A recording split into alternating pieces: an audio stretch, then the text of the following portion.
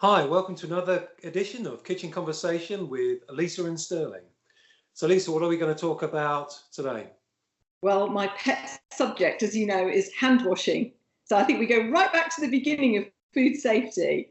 And for my mind, the greatest way to create a safe environment is to start off with hand washing. It's the cheapest and the simplest way to reduce the risks of infection in home, everyday life, and at work.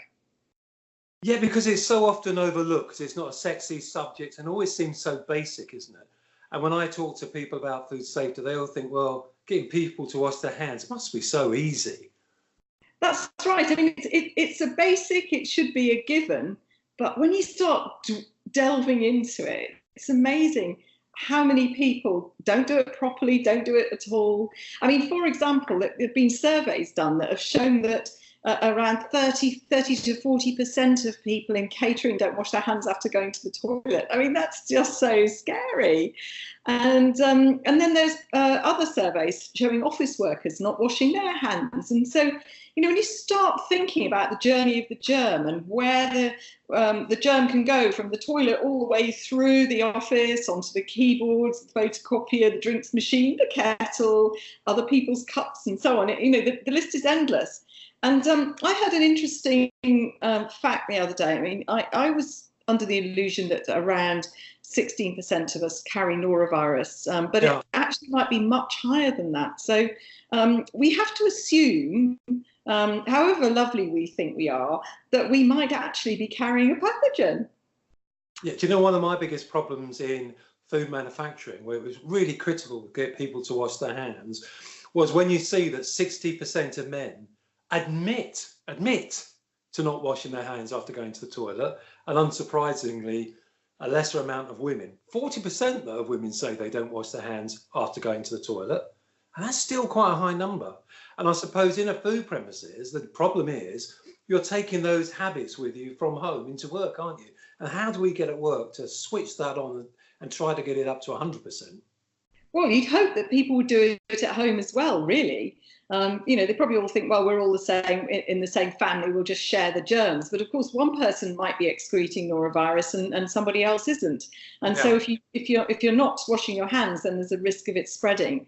And of course, it's not just toilet hygiene that's important. It's throughout all sorts of other things. And one of the things that drives me insane, really, is listening to health professionals saying, always wash your hands. Or wash your hands regularly, or wash your hands thoroughly. What does that actually mean for an individual?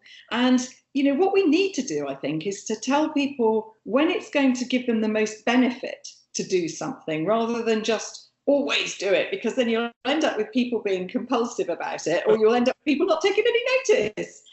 So the thing is, isn't it, is to make it habitual almost. Because if people have to think about it, I think they don't do it. But if you can force it into them, if you can change their behaviour so it becomes a habit, I think we stand far more of a chance to kind of get on top of food safety. Well, that's why I like using the glow germ powder in lots of things that I've done for the telly, because I think unless you can actually sort of see the germs, people don't actually think about that journey of the germ. And that's what we're always talking about, is how can the germ be moved around so that it gets from one place into the body, because that's what we're talking about.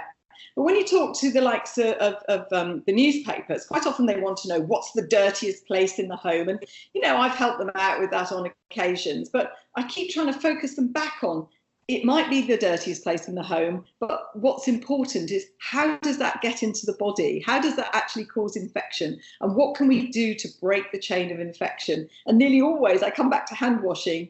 And, you know, if I'm doing a radio interview, they go, no, not you again, talking about hand washing. You know, but it really is so cheap, so effective.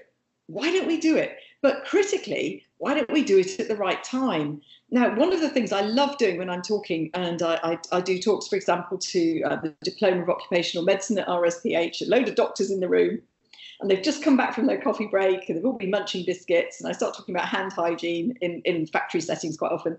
And I just say to them, you know, your hands are the vehicle of transmission, and you just all had a biscuit. How many people actually wash their hands before they touch those biscuits and ate them?